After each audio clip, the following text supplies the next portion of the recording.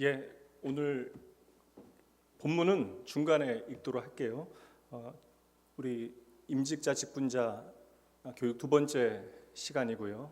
강의의 제목은 성경적 믿음의 원리. 그러니까 오늘은 성경이 말하고 있는 믿음이 무엇인가에 대해서 함께 살피도록 하겠습니다. 이제 강의 이후에 이제 피택자들은 팀별로 모임을 갖는데 그 시간이 중요해요. 피드백 시간이 정말 중요하니까 여러분들 독서할 때 좋았던 점들, 그러니까 여러분들 하이라이트한 부분들 그냥 안 되면 읽어주셔도 돼요. 그러니까 사실 다 내 이야기를 하는 게 편하진 않으니까 그게 익숙한 것은 아니니까 여러분들 내가 읽어서 좋았던 부분 그리고 간단하게 왜 좋았는가에 대해서 이야기하시고 또 강의 중에 내가 새롭게 깨닫게 되어진 부분 제가 가능하면 이 내용을 여러분들에게 쉽게 설명드리기 위해서 이제 다른 내용들은 최대한 제가 하지 않고요. 책에 기록되어져 있는 내용들을 중심으로 여러분들에게 다시 한번 설명을 드리니까 여하튼 잠시의 시간이라도 20-30분이라도 우리가 함께 모여가지고 대충 때우는 건 낭비가 되어지는 거예요. 여하튼 우리가 그리스도 안에서 모이는 모든 모임은 좀 때우는 것 대신 좀 채우는 모임이 되어져야 한다. 그리고 그것은 그리스도인의 신실함이고 일하는 자에게 반드시 필요한 것입니다. 우리 직분자들, 임직자들 특별히 좀 나눠드리는데 이거 좀 가져오시면 좋고요. 그리고 또 다른 직분자들 좀 필요하신 분들은 뒤에 복사되어 있는 것들 가지고 같이 공부하시면 되고 그리고 이 책 정말 좋긴 합니다, 여러분. 그러니까 이게 좀 이런 기회에 좀 읽으시면 좋다. 사실 책 읽으시고 들으시면 쉬워요, 안 쉬워요? 이게 전혀 달라요. 그러니까 이게 아예 읽지 않고 하는 것보다, 그러니까 저는 복습보다 사실 예습 한 번 더 하는 것이 훨씬 더 좋은 일이라고 생각합니다. 그리고 이게 원로 목사님도 보니까 원로 목사님도 차인저 목사님, 원로 목사님한테도 돈 받았더라고요. 야, 대단합니다. 야, 원로 목사님 뭐 다 돈 받고 다. 근데 원로 목사님 너무 좋다고. 이게 사실 여러분 35년 동안 낙원교회 세우고 섬겨 오셨던 말씀 가르치셨던 목사님께서 너무 좋다고. 목사님들끼리 공부하신대요. 이 책이 너무나 좋아서.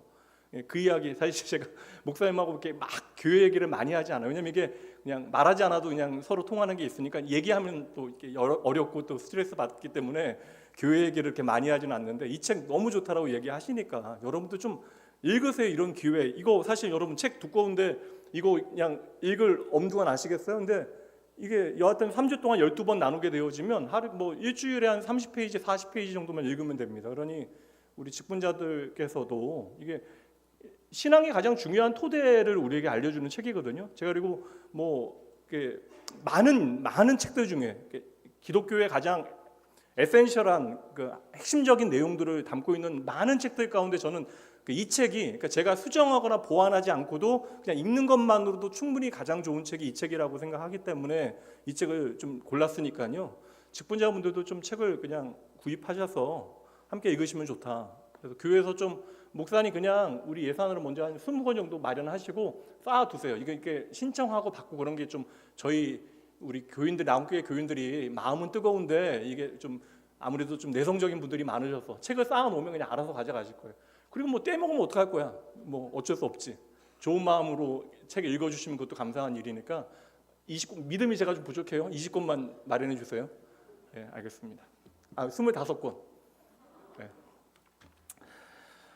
지난주는 우리가 그리스도인이 되어진다라고 하는 것이 무엇인가에 대해서 그 의미에 대해서 생각했어요. 저는 그래서 신앙이라고 하는 것은 믿음 안에서 우리의 인생의 의미를 새롭게 좀 바꿔나가는 작업이다. 이거 뭐 제 식대로 표현하면 저는 하나님의 형상대로 되어진, 창조되어진 우리만이 할 수 있는 해석의 작업이라고 생각을 하거든요. 그러니까 우리만이 의미를 부여하고 해석할 수 있습니다. 그래서 지난 시간에는 그리스도인이 되어지는 것의 의미가 무엇인가에 대하여 함께 나누었어요. 그러니까 예수 그리스도를 나의 구주 삼고 이것을 우리가 흔히 이야기하면 영접한다라고 이야기하는데 영접하고 구원받아 하나님의 백성 되어진 그리스도인이 되어졌을 때 우리의 삶에 반드시 나타나야 되는 변화의 이야기가 있다. 이것을 제가 축복으로 설명드렸어요. 그래서 예수를 영접하고 구원받아 그리스도인이 되어질 때 우리의 삶에 일어나게 되어진 놀라운 세 가지 변화의 이야기, 그것은 하나님의 세 가지 축복이 되어지는데 반드시 기억하셔야 돼요. 우리가 그리스도를 영접하게 되어질 때 세 가지 축복. 첫 번째, 우리는 그리스도 안에서 하나님께로 받아들여졌다. 하나님께 온전히 용납되어졌다. 첫 번째 축복. 이를 통하여 우리의 정체성을 확인하셔요. 두 번째는 함께 읽어봅니다. 우리는 그리스도 안에서 특별한 존재입니다. 이게 여러분 예수 그리스도 안에서 우리에게 주신 놀라운 두 번째 축복의 내용이에요. 세 번째, 우리는 그리스도 안에서 하나님의 공동체에 속하게 되었습니다. 그래서 우리가 하나님의 몸, 그리스도의 지체, 성령의 전으로 오늘도 하나님의 몸된 교회 안에서 함께 하나님의 집으로 지어져 가야 한다는 사실을, 이것을 축복을 우리가 받아들이고 이 축복을 우리의 삶에 풍성히 누리는 것이 중요하다. 그리고 예수를 믿게 되어지면, 예수를 제대로 만나게 되어지면, 그러니까 예수를 나의 구주, 나의 구원자, 나의 주인으로 우리가 만나게 되어지면 우리의 삶에 나의 구원자 되신 그 예수 그리스도께서 나의 주인 되시는 구체적인 변화의 이야기들이 있어야 된다. 이러한 변화의 모든 이야기, 이 세 가지 축복이 바로 구원을 통하여 하나님께서 그리스도 안에서 우리에게 베풀어 주시는 축복이 되어진다. 이거 세 가지 반드시 기억하셔야 되는데, 문제는 실제로 교회 공동체 안에 들어오게 되어지는 사람들, 예수를 영접했다라고 하는 사람들이 이 풍성한 하나님의 은혜, 하나님의 축복을 제대로 누리지 못하는 경우들이 많다라는 것이죠. 그래서 제가 지난주에 여러 세례 얘기, 집중 군대에 집중 세례식 이야기, 그리고 영접기도한 이야기, 그러나 교회 다니지 않는 이야기, 이런저런 이야기 많이 드렸잖아요.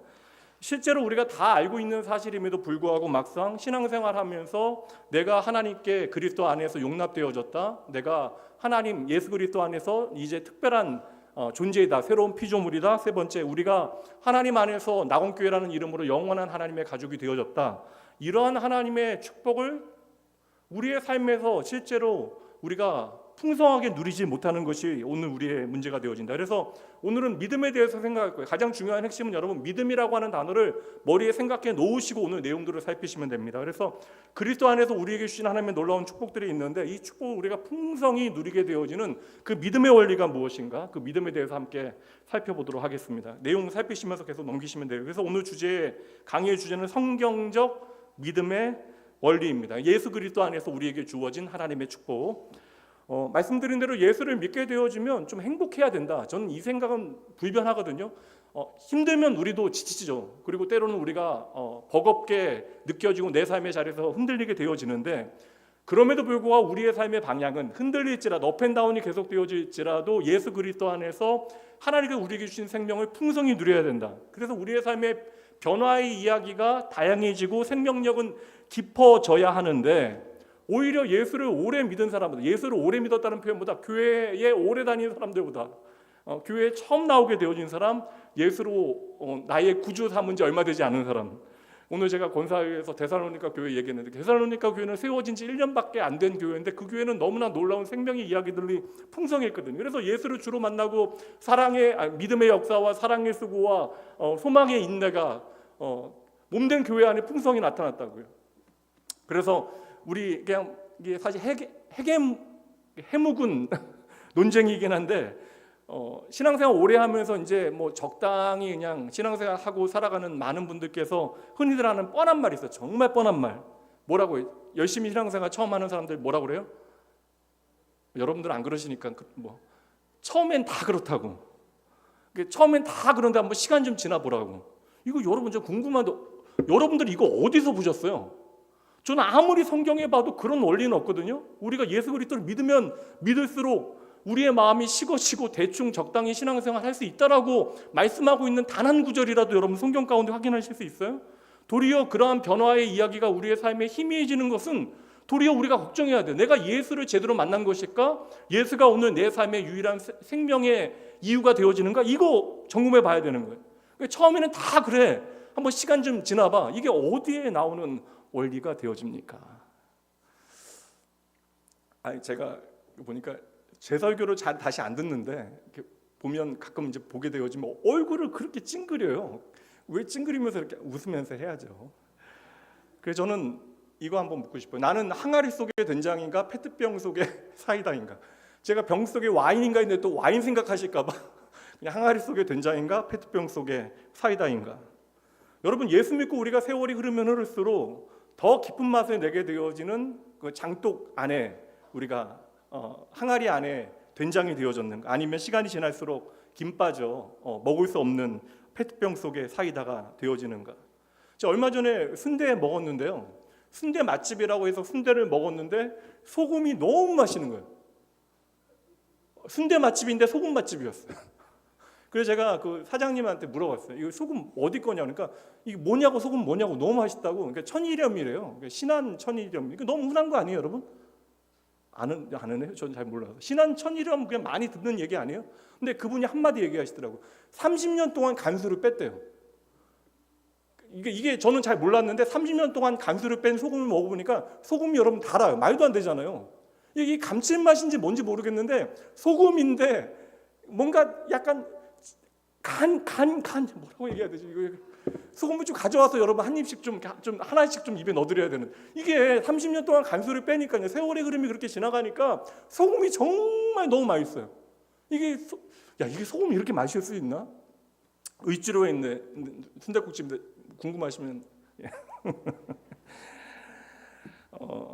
그리스도인으로 우리가 새롭게 태어났는데 거듭난 다음에 변화의 이야기가 없는 사람들이 상당히 많이 있습니다. 그럼 그 이유가 무엇일까? 사실 예전에는 저는 그냥 아예 젊을 때는요, 이거 예수 제대로 만나지 못한 것이다라고 결론 내렸어요. 근데 이게 은혜와 믿음의 원리와 연결되어진다는 사실을 그냥 제 삶에서 말씀과 체득적인 경험을 통해 이제 깨닫게 돼요. 그러니까 말씀을 제 삶에 우선 저에게 적용해 보니까 충분히 이게 설명이 되어지더라고요.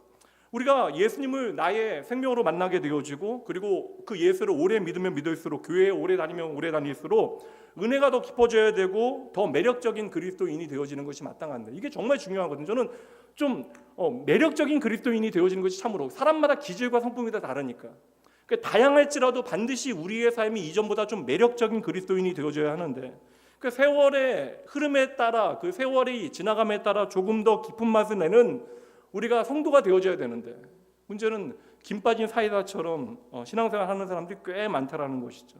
그래서 저는 막 사역을 시작하면서 상당히 좀 오랜 기간 동안 이런 성도들에 대하여 제 마음에 좀 의문이 있었습니다. 정말 예수를 믿는다면 이렇게 신앙생활 하는 것이 가능할까? 제가 오전 말씀대로 이야기하면 적어도 저는 그 생각하거든요. 뭔가 실수를 하게 되어질 때 왜 자책하고 괴로워합니까? 하나님이 모든 것을 다 아신다라고 생각하니까 그 하나님에 대한 두려움이 저에게 상당히 오랜 시간 제 마음을 짓눌렀어요. 근데 이제 그 하나님께서 나의 모든 것을 아시는데 그 하나님의 긍휼과 사랑이 무엇인지를 또 깨닫게 되어지니까 나의 모든 것을 다 아신다라는 것이 도리어 저에게 깊은 위로가 되어지더라고요. 근데 중요한 것은 하나님이 없는 것처럼 우리가 과연 살아갈 수 있을까? 이게 저에게 큰 문제였거든요. 그래서 예전에는 그 생각해봤습니다. 물론 시간이 지날수록 신앙이 더 아름다워지시는 분들도 꽤 많이 계시지만 이제 그런 분들은 그냥 당연하게 여겨지고, 이게 시간이 지나면 지날수록 왜 이렇게 김 빠진 사이다와 같이 신앙생활할까? 그래서 느낌이 뭐냐면 처음에 예수 믿으면 쉽게 하면 에너지가 100인데 시간이 지나면 지날수록 그 에너지가 점점 80, 70, 60, 50, 40 떨어지는 것 같이 여겨지는 거. 그러니까 우리가 몸이 나이가 들어가면 근육과 근력이 빠지게 되어지죠. 그래서 제가 보니까 아무런 운동을 하지 않으면 25세가 넘어가면 1년에 1%씩 근육이 빠지게 되어지고, 그럼 근력이 8% 줄어들게 되어진다. 그런 거 제가 봤는데, 이런 것처럼 나이가 들어가면, 예수 믿은 지 시간이 지나가면 신앙도 그 신앙의 근육도 빠지고 어떠한 그러한 에너지가 떨어지게 되어지는 것일까? 이제 그런 생각을 머릿속에 하게 되어진 것이죠. 그러다면 제가 이상한 건 뭐냐면, 성경을 통해서 제가 확인하게 되어지는 성경 속에 있는 믿음의 인물들, 말씀 그대로 이게 욥기에 나오는 말씀이 이게 정확하게 믿음의 고백은 아니었지만 처음은 미약해도 그 나중은 창대하게 되어지는 것이 하나님의 창조의 원리가 되어지는데, 하나님의 거룩한 피조물로 부름받은 저와 여러분의 삶이 시간이 지날수록 더욱더 성경 안에 있는 믿음의 선배들과 동일하게, 또한 역사 가운데 신앙의 삶을 멋지게 살아냈던 그 선배들과 같이 갈수록 좀 더 아름다운 모습을 우리가 자라나야 하는 것이 합당할 것 같은데, 왜 그렇게 살아가는 사람들이 있었으니까 근데 왜 우리는 그들과 다른 것일까? 그러면 그게 아예 본성적으로 어떠한 그들과 우리 사이에 차별이 있는 걸까? 이제 우리는 믿음의 1단계만 가지고 있고 그들은 믿음의 3단계까지 가지고 있는 것일까? 아니면 우리가 전혀 알지 못하는 어떤 비밀이 숨겨져 있는 것일까? 그래서 오늘 예수 그리스도 안에서 우리에게 주어진 그 믿음의 원리가 무엇인가? 다시 말하면, 풀어 얘기하면 하나님의 축복을 오늘 우리의 삶에 내가 그리스도 안에서 풍성히 누릴 수 있는 비결이 무엇인가에 대해서 우리가 살펴보려고 해요. 그래서 오늘 살피게 되어질 본문의 말씀은 스토리입니다. 비유인데, 이제 본문의 말씀 볼게요. 누가복음 8장 5절부터 15절까지 좀 길기는 하지만 믿음이 무엇인지를 우리가 이해하기 위해서 반드시 우리가 알아야 되는 이 비유는 여러분 공관복음, 마태마가, 누가복음 다 나와요. 그만큼 중요하다라는 것입니다. 한번 보도록 할게요. 15절까지 읽으면 너무나 힘드니까 한 절씩 교대하면서 교대로 읽을게요. 근데 이게 교대로 읽으면 제가 교대로 잘 안 읽는 이유가 당신들 읽으실 것만 항상 보고 있어서 잘 따라오셔야 돼요. 제가 5절 읽습니다. 씨를 뿌리는 자가 그 씨를 뿌리러 나가서 뿌릴새 더러는 길가에 떨어짐에 밟히며 공중의 새들이 먹어버렸고,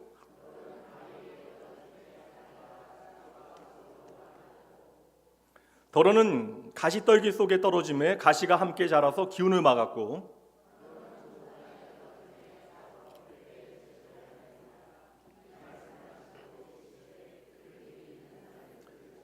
제자들이 이 비유의 뜻을 물으니, 이게 물어봐야 돼요, 여러분. 물어보면 설명해 주시잖아요. 그 다음 읽어주세요.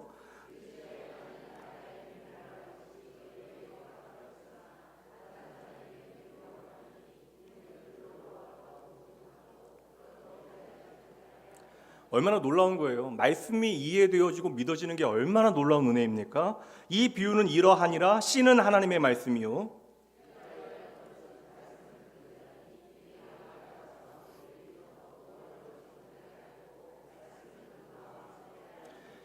바위 위에 있다는 것은 말씀을 들을 때 기쁨으로 받으나 뿌리가 없어 잠시 믿다가 시련을 당할 때에 배반하는 자요,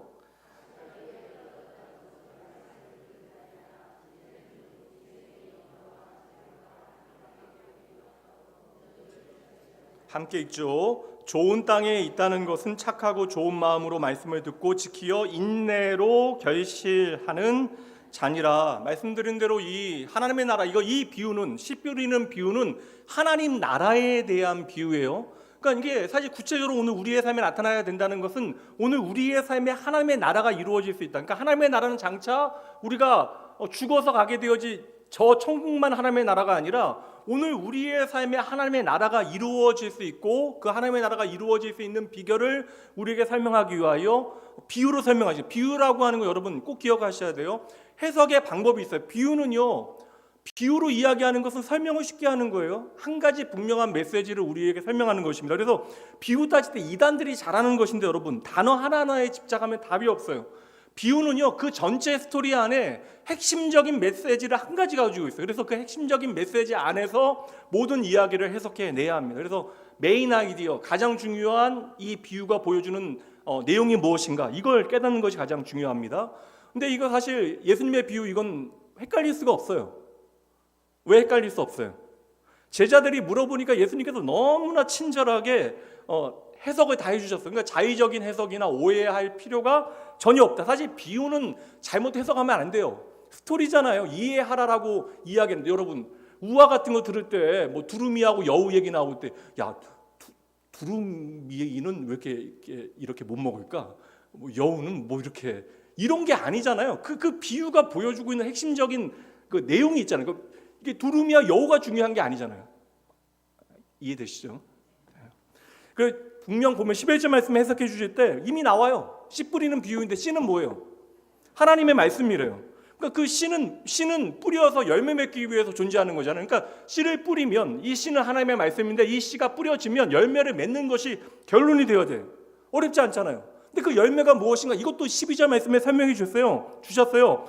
믿어 구원을 얻는 거. 그러니까 믿어 구원을 얻어야 되는데 구원을 얻지 못하게 하려고 공중에 권세 잡은 사탄이 일한다라는 거잖아요. 그러니까 씨를 뿌려지는 이유는 그 씨앗이 밭에 뿌려져서, 그 말씀이 밭에 뿌려져서 열매를 맺는 것. 열매를 맺는 것은 믿어 구원을 얻는 것. 앞에서 제가 구원이라는 것이 무엇인가 설명드렸어요. 이 구원이라는 것이 우리의 삶에 실제로 나타나게 되어지되 세 가지. 예수 그리스도의 십자가를 통한 첫 번째, 내가 하나님께 그리스도 안에서 용납되어진 것. 두 번째 무엇입니까? 이러면 안 돼요, 여러분. 두 번째 뭐예요? 이게 안 돼요, 여러분. 아니 이렇게 하지 말라고. 너무 친절하지 마. 이게 친절하면 안 돼. 가로라도 쳐줘요. 두 번째 뭐예요? 우리가 그리스도 안에서 특별한 존재라는 것. 그리고 세 번째, 그리스도 안에서 하나님의 공동체에 내가 속하게 되어졌다. 이게 이제 우리의 새로운 정체성이 되어져야 되고, 이것을 우리가 풍성히 우리의 삶에 누리는 삶을 살아가야 한다. 하나님의 말씀, 변함없는 말씀, 동일하잖아요. 하나님의 말씀이 다양한 밭에 뿌려지게 되어집니다. 본문의 말씀에 보면 네 가지 밭이 존재하게 되어져. 이 밭은 뭐예요? 이 말씀을 받는 열매 맺어야 되는 각 사람의 마음이라고 설명하고 있어요. 근데 네 가지 밭이 무엇이에요? 길가, 돌짝밭, 그다음 가시덤불, 그다음 좋은 밭이에요. 길가는 뭐예요, 여러분? 말씀에 설명했잖아요. 말씀을 듣긴 했는데 마귀가 바로 그냥 길가에 떨어지면 바로 빼앗아 간대요.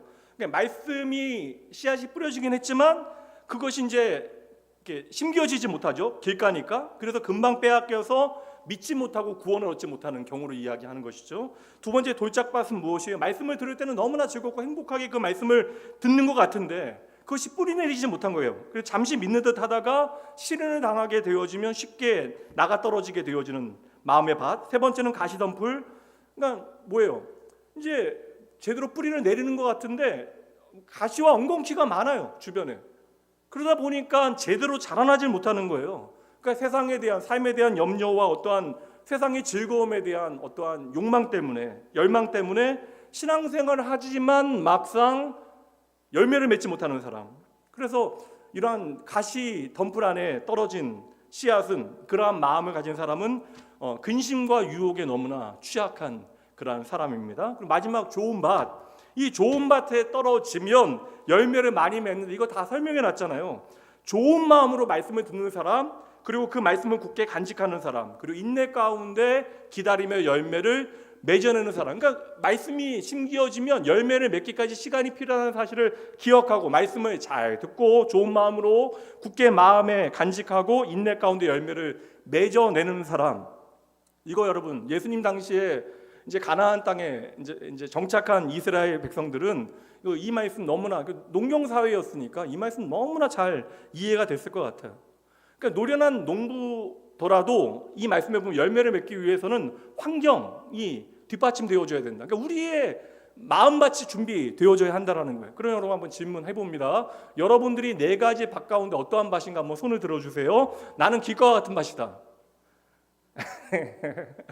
나는 돌짝밭이다. 나는 가시덤불이다. 나는 좋은 밭이다. 양심도 없으시네요. 손을 드시네. 예. 여러분 생각해 보세요. 농부는 누구예요? 하나님이시잖아요. 말씀을 주신 하나님이시잖아요. 그 농부가 일부러 길가나 돌짝밭에 씨를 뿌릴 이유가 있어요? 이게 맞아요? 우리는 생각할 때 이게 네 가지 분류가 나오니까 이제 제 해석이긴 하지만 어떤 사람은 길가이고 어떤 사람은 돌짝밭이고 어떤 사람은 가시덤불이고 어떤 사람은 좋은 밭이라면 나는 어떤 밭인 것 같아요? 오후예배까지 나왔으니까 말은 하지만 좋은 밭인 것 같고 가끔씩 가시덤불 아닐까라는 생각을 해요. 그러니까 사람이 자기에게 얼마나 너그러워. 여러분 이것도 죄악된 본성의 증거입니다. 저는 이거 어떻게 보냐면요. 주님께서 이제 하나님께서 말씀의 씨앗을 뿌리실 때 그냥 흩어 뿌리실 때 대부분 좋은 밭에 떨어지게 되어지지만 어떤 씨앗은 이제 길가에도 떨어지고 어떤 씨앗은 더러 이제 돌짝밭에도 떨어지고 어떤 씨앗은 가시덤불에도 떨어지게 되어지는 거예요. 그러니까 사실 저는 그래서 우리의 마음이 언제나 이렇게 좋은 밭일 수는 없다. 때로는 길가와 같을 때도 있고 때로는 돌짝과 같을 때도 있고 때로는 가시덤불과 같은 나의 마음일 수도 있다. 그래서 우리가 우리의 마음밭을 잘 기경하고 가꾸어야 한다라는 거예요. 말씀이 우리의 마음에 뿌려져서 자라나고 열매 맺을 수 있도록 우리의 삶의 그 말씀이 아름다운 구원의 열매를 맺어낼 수 있도록 우리가 우리의 마음을 잘 준비하여야 한다. 근데 그 준비하는 방법이 무엇인가에 대해서 오늘 말씀을 통해서 믿음이라고 하는 원리를 통해서 우리가 살펴볼 거예요. 저는 설교자니까 사실 느껴지거든요. 그냥 앉아만 있다라고 하는 분은 너무나 잘 들어와요. 목사님이 안 보일 거라고 생각하는데 사람들이 많이 앉아 있어도 보여요, 여러분. 듣는 척하는 사람들, 그러나 듣지 않는 사람들은 너무나 잘 보입니다. 한번 그렇게 느껴지면 제가 그분의 신경 쓰여서 말씀을 못 전하니까 그냥 그때부터는 그분을 좀 안 보려고 노력을 해요. 그냥 그분 보면 왜 저러고 있을까라는 생각이 계속 들어서. 근데 다들 잘 듣고 있을 때 안 듣는 분이 있어요. 한 번 그런 괜찮은데 계속 안 듣는 분도 계십니다. 속마음은 알 수 없어요. 근데 이것도 전 기적이라 생각하거든요. 안 들으면서 계속 나오는 것도 기적 아니에요, 여러분. 그렇게 안 들으면서 나오는 것도 기적 아닙니까? 예. 이게 속마음은 제가 알 수 없지만 이러한 밭은 길가와 같은 밭이죠. 그러니까 떨어지자마자 소리로 사라져요. 그 말씀이 아무리 생명력 있는 하나님의 말씀이라 할지라도 내 마음이 길가와 같을 때는 말씀이 떨어지자마자 소리로 전부 사라지게 되어집니다. 그리고 성경 여러분 말씀 듣는 시간이나 그럴 때 성경 보지 마세요. 그러니까 가끔 이런 분이 있어요. 나는 1분이라도 성경 보지 않으면 나는 입에 가시가 돋친다. 그래서 나는 24시간 내 눈이 그냥 빠질 때까지 날마다 성경 본다. 그런 분들은 여러분 성경 보셔도 돼요. 설교 시간에 인정해 드릴게요. 하루에 한 20시간 나는 날마다 성경 보지 않으면 나는 견딜 수 없다. 그런 분들은 그냥 말씀 들으면서 성경 많이 보셔도 이해를 할게요. 그러니까 말씀을 잠시라도 내가 보지 않으면 혓바늘이 돋는 분들, 그런 분들은 이해합니다. 그런 분들 아니면 여러분 설교 들을 때는 성경 뭐 이렇게 설교 들을 때 성경을 많진 않아요. 말씀은 여러분 집중력을 발휘해야 그 말씀이 우리의 마음에 제대로 심겨지게 되어져요. 사실 오늘 오후 예배까지 나오고 직분자 드리시고 적어도 신앙 고백이 분명하시니까 여러분의 마음밭이 길가와 같을 때는 아주 드물 거예요. 마음이 그렇게 강팍해지는 경우는 아주 드물 것입니다. 그러니까 내가 내 경험상 삶의 자리에서 도무지 받아들이지 못하는 어떠한 말씀들을 특정하고는 내 마음이 그런 길가와 같은 마음밭이 되어지진 않을 것 같고, 적어도 여러분 훈련받기 위해서 이 자리에 계신 것이니까. 근데 여러분들의 마음이 제 생각에는 많은 경우에는 내 마음이 좋은 밭일 것이라 우리가 생각하고만 실제로는 내 마음은 돌짝밭이거나 가시덤불에 해당되어질 경우가 훨씬 더 많다. 이 돌짝밭은 여기 모여있을 때 말씀 들을 때 기쁨으로 들어요. 아멘 하면서 이 말씀 받기는 하는데, 근데 돌짝밭에 그 씨앗이 뿌려 떨어지면 뿌리를 깊게 내리지 못해요. 그러니까 해가 뜨게 되어지면, 해가 쨍쨍하게 되어지면 견디지 못하는 거예요. 그러니까 이 사람은 어떠한 사람이에요? 말씀이 제대로 뿌리 내리지 못하니까 삶의 자리에 그 말씀을 제대로 살아내 본 경험이 없는 거예요. 말씀을 들어서 아멘 하긴 하지만 이 말씀을 가지고 내 삶의 자리에서 살아본 경험이 부족한 사람. 그러니까 이러한 사람은 은혜의 감정이나 은혜의 어떠한 느낌들은 내가 알고 있는데 막상 내 삶에 어떠한 일이 잠시만 벌어져도 이 말씀이 내 삶의 자리에 일하지 못하는 것입니다. 그러니까 뿌리가 깊게 되어지면 햇볕이 쨍쨍하면, 뿌리가 깊으면 햇볕이 쨍쨍할 때에 그 뿌리의 깊은 곳으로부터 더 많은 수분과 양분을 공급하잖아요. 그 광합성을 하게 되어지잖아요. 그러니까 햇볕이 쨍쨍한 것이 뿌리가 깊은 그 식물에게는 도리어 성장의 계기가 되어지는데, 뿌리를 깊이 내리지 못하는 경우, 이렇게 돌짝밭에 떨어지게 되어지면 햇볕이 나게 되어지면 이내 마르게 되어지는 거예요. 가시덤불은 어떠한 사람이에요? 내 인생에 여러분 내 계획이 너무나 많은 사람, 나에 대한 이야기가 너무나 많은 사람들은 이런 사람들이 가장 많다. 그러니까 내 생각과 내 경험과 나의 방식이 너무나 많은 사람, 이런 사람들의 특징은 여러분 근심이 많아요. 빌립보서 말씀으로 바꿔 말하면 자족의 기쁨을 전혀 느끼지 못하는 게, 불교가 말하는 자족 말고요. 그러니까 우리가 하나님 앞에 내 삶을 온전히 맡겨드림으로 누릴 수 있는 자족의 기쁨을 알지 못해요. 왜냐하면 내가 책임져야 할 일이 너무나 많아요. 그래서 그리스도 안에서 자족하는 사람은 사실 근심이 조금씩 줄어듭니다. 저는 이게 예수 믿는 사람들에게 주어진, 이게 예민하거나 뭐 그런 거 상관없어요. 예수 믿는 사람들에게 그 말씀의 씨앗이 떨어져서 자라기 시작한 사람들에게 나타나는 현상이 바로 근심이 조금씩 줄어들게 되어지는 것. 사실 더 잘 살고 싶어하는 열망이 강하면 강할수록 여러분 근심이 많아지는 거예요. 이런 분들의 삶에는 어떠한 야망과 욕심과, 그래서 이제 걱정과 근심이 자연스럽게 많아지는 것이죠. 당연히 이런 분들은 여러분, 이게 사실 가시덤불과 같은 인생의 그런 어떤 가시와 엉겅퀴가 많은 사람들은요, 세상 돌아가는 일에 아주 밝아요. 똑똑한 사람들 많습니다. 그래서 막상 그들의 삶 가운데 하나님의 말씀이 제대로 자라지 못하는 경우가 많은 것이죠. 저는 그래서 오늘 이 비유의 말씀, 하나님의 말씀은 생명이 되어져야 되는데 막상 많은 사람들의 삶에 이 말씀이 생명이 되어지지 못해요. 그러니까 구원받아 우리가 열매를, 구원이라고 하는 실제적인 열매를 맺어내야 하는데 우리가 그 열매를 맺어내지 못하는 삶을 살아가고 있다면 우리의 삶에 방해가 되어지는 것이 무엇인가에 대한 주님의 어떠한 예방주사와 같은 것이다. 그래서 우리가 예수 믿고 교회에 오래 다니는데 왜 열매가 없나? 이거 오고 가는 모든 세대의 그리스도인들이 다 동일합니다. 그러니까 예수 믿으면서 첫 번째는요, 세상적인 기준에서 손해보기 싫은 거예요. 그러니까 예수 믿으면서 내가 이렇게 절대 세상 가치로 손해를 보면 안 된다라는 생각이 우리 안에 있는 거예요. 두 번째는 우리가 믿는데도 불구하고 세상의 유혹과 근심이 그 믿음보다 훨씬 더 크게 우리의 삶에 일하고 있다는 증거예요. 그러다 보니까 말씀이 우리의 삶에 뿌리 내리고 열매를 맺지 못하는 것이죠. 이 두 가지 때문에 우리의 삶의 말씀이 뿌리 내리고 열매를 맺지 못하는 거예요. 우리가 그 말씀을 굳게 간직하지 못하는 것입니다. 다시 정리할게요. 여러분, 이거 잊어버리면 안 돼요. 제일 중요한 것입니다. 우리가 열매 맺는 그리스도인이 되려면 세 가지 기억해야 됩니다. 그래서 우리가 바르고 착한 마음으로 말씀을 어떻게 해야 돼요? 잘 들어야 한다는 거예요. 이게 말씀을 잘 듣는 것은 길가에 뿌려지는 내 마음밭이 되어지지 않는 거. 하나님의 말씀이 주어질 때 내가 삐딱하게 듣지 않고 잘 들어야 돼요. 여러분, 하나님의 말씀은 내가 거절하면 하나님께서는 우리와 전인격적인 사랑의 관계를 맺기 원하십니다. 이게 하나님의 창조의 원리예요. 그래서 하나님은 당신의 형상대로 우리를 창조하셨다라는 거예요.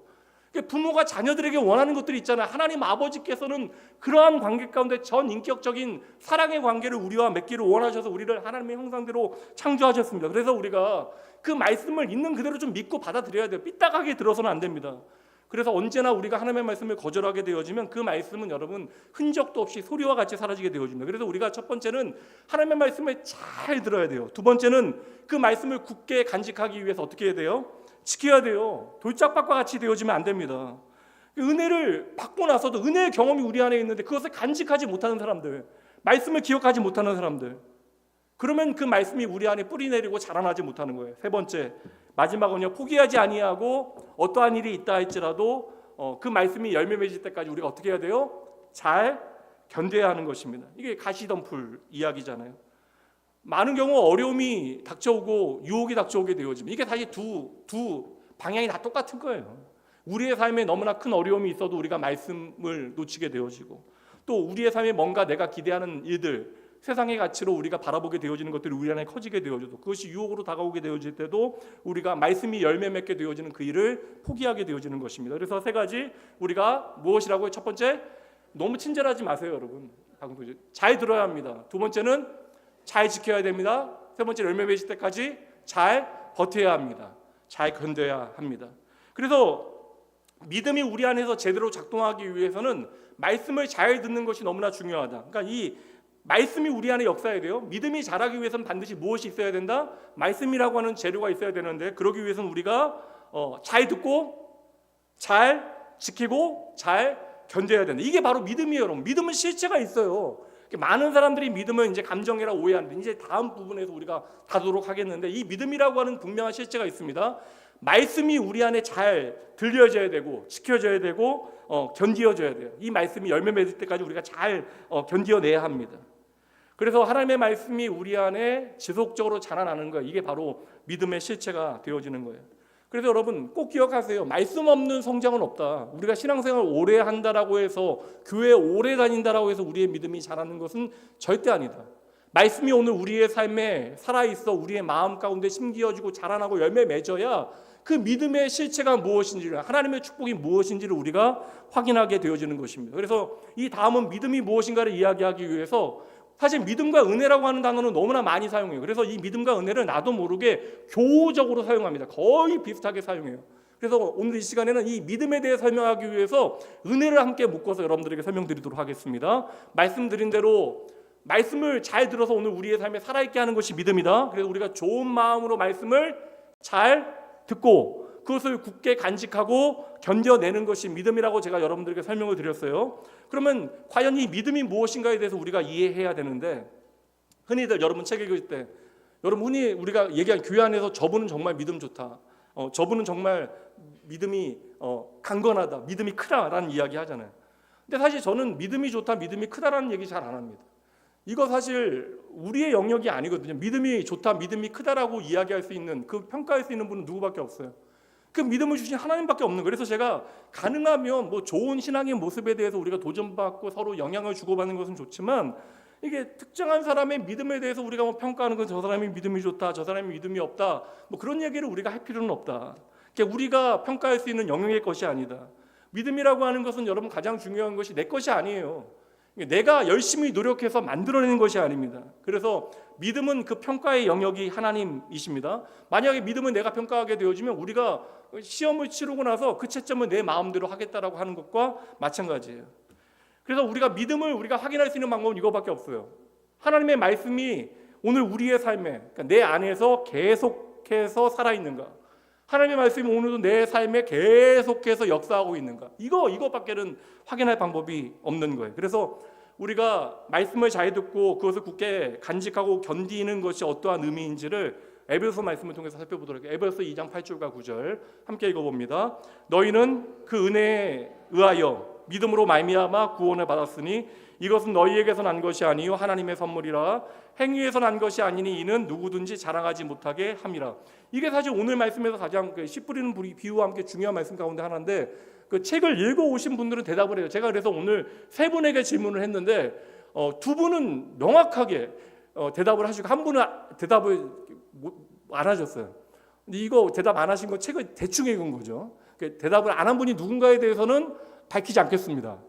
이것도 은혜예요. 제가 좀 이따 질문하겠다고 했는데 질문도 안 할게요. 질문하면 그 사람인가에 뽀록은 나니까 질문 안 할게요. 보세요, 여러분. 이 말씀에 보면 8절 말씀 다시 한번 보여주세요. 우리가 구원을 받는데 무엇에 의해서 구원을 받아요? 무엇에 의해서? 은혜에 의해서. 근데 사실 번역이 좀 다르지만 은혜에 의해서 구원받고 또 뭐로 말미암아? 믿음으로 말미암아 구원받아요. 그럼 우리가 무엇으로 구원받는 거예요? 뭐예요?